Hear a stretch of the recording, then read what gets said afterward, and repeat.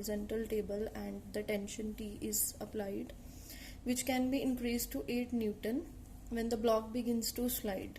तो जब block just slide होगा, बिगिन होना, तो क्या होगा कि टेंशन 8 न्यूटन लगाएगी. It is applied to the block as shown in the figure. So this figure is also given to you. After that 4 newton की जो फोर्स है that is sufficient to keep it at the constant speed once the block is set in motion. मतलब सबसे पहले आपको इसकी force of friction को overcome करने के लिए कितना टेंशन लगाया गया, 8 न्यूटन. तो 8 न्यूटन ने जब एक बार आपका वो फोर्स ऑफ फ्रिक्शन को ओवरकम कर लिया, तब क्या होगा, तो जस्ट थोड़ी सी हमें फोर्स क्या है रिक्वायर्ड है to keep it in the movement state, कि वो मोशन में रहे. तो we will do for the static friction. First हमने स्टैटिक और काइनेटिक फ्रिक्शन निकालना है. So first for static friction.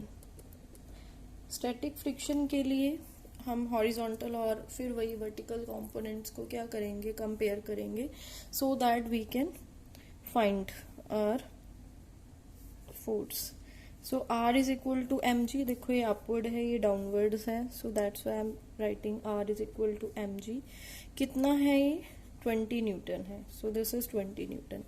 Second, इस साइड आपका क्या लग रहा है, फोर्स ऑफ फ्रिक्शन लग रहा है. तो T minus F S maximum that is equivalent to 0 because both are balancing each other.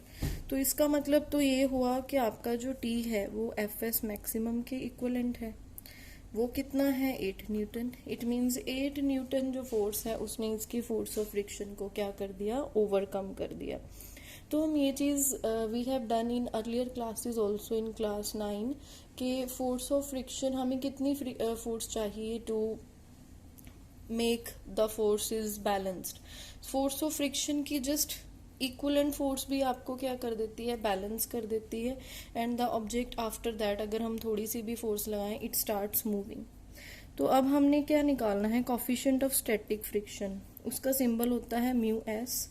Mu S क्या है, coefficient of static friction. Formula is Fs maximum by R. Fs maximum क्या है, 8. R क्या है, 20. तो your answer is 0.40. और जो μs है उसके यूनिट्स नहीं होते. सेकेंड आपका क्या है, काइनेटिक फ्रिक्शन भी निकालना है. काइनेटिक फ्रिक्शन के लिए अब हमारे पास फिर से वही R is equal to M G, ये से बैलेंस कर रहा है 20 न्यूटन. अब हमारे पास क्या है, kinetic, it means it is moving along the tension. तो T minus F K it is equal to 0. Balance किया तभी वो मूव किया.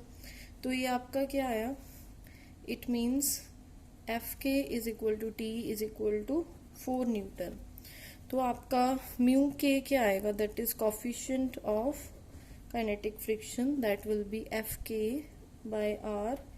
4 by 20, that is 0.20. Again we are having no unit because this is also force, this is also force, so answer will be 0.20. So our next numerical is a force of 49 Newton is just sufficient to pull a block of wood weighing 10 kg. एक 49 Newton force है, वो just sufficient है कि वो would के जो block को just pull करेगी. और वो वुड के ब्लॉक का जो वेट है वो कितना है, 10 kg. और वो कहाँ पे लाई कर रहा है, रफ हॉरिजॉन्टल सरफेस पे. Calculate the coefficient of friction and angle of friction. तो आप कोफिशिएंट ऑफ फ्रिक्शन और एंगल ऑफ फ्रिक्शन क्या करो, फाइंड आउट करो. So how we can solve this. सबसे पहले देखो अप्लाइड फोर्स कितनी है, P हमने ले ली अप्लाइड फोर्स, और वो क्या है 49 न्यूटन. मास कितना है 10 kg. Acceleration due to gravity 9.8 metre पर सेकेंड स्क्वायर. हमने निकालना है कोफिशिएंट ऑफ फ्रिक्शन. तो उसका फॉर्मूला क्या होता है, mu is equal to F by R. तो एफ कितना है, that is applied force P. And what is R, अगर कोई भी ब्लॉक यहाँ पे पड़ा है, आर ऊपर है तो ये mg. तो R आपका होगा mg क्योंकि रफ हॉरिजॉन्टल सरफेस पे पड़ा है ना ये. सो P बाय mg. तो ये क्या आया 49 बाय 10 इंटू 9.8. तो ये आएगा 0.5। अब हमने क्या निकालना है, एंगल ऑफ फ्रिक्शन भी निकालना है। तो एंगल ऑफ फ्रिक्शन हमने सॉल्व किया था, डेरिवेशन की थी, उसमें फॉर्मूला था tan theta is equal to mu. Mu कितना है 0.5। तो अगर आपको थीटा निकालना है, एंगल निकालना है, so it will be tan inverse of 0.5।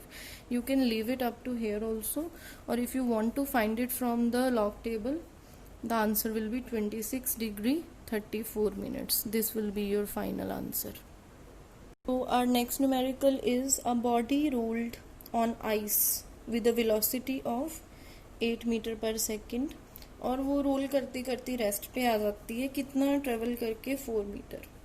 We have to find the coefficient of friction and it is also given that g is equal to 9.8 metre पर सेकेंड स्क्वायर।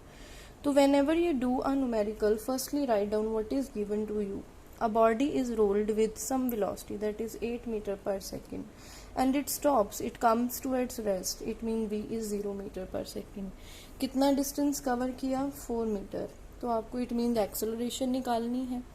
तो v square minus you square is equal to 2as, यहाँ पर best suitable ये equation of motion है। तो यहाँ पर ये मैं वैल्यू पुट करूंगी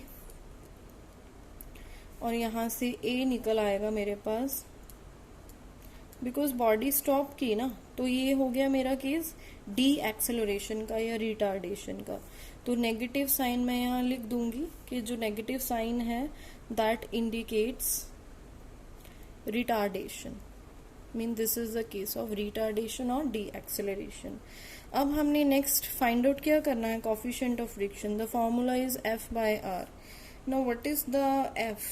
that is the mass into acceleration. R क्या होता है, कोई बॉडी है वो रोल कर रही है, सपोज दिस बॉडी या रोल हो बॉडी, आर mg, तो mg होता है ये। तो m के साथ m कैंसिल हो गया। What is a? एक्सेलरेशन 8 था, 8 मीटर पर सेकेंड स्क्वायर। g कितना है 9.8। इसे सॉल्व जब आप करोगे तो आपका आंसर आएगा 0.8164 and obviously mu has no units, so I am writing it like this only. So our next numerical is the coefficient of friction between the ground and the wheels of the car moving on a horizontal road is 0.5.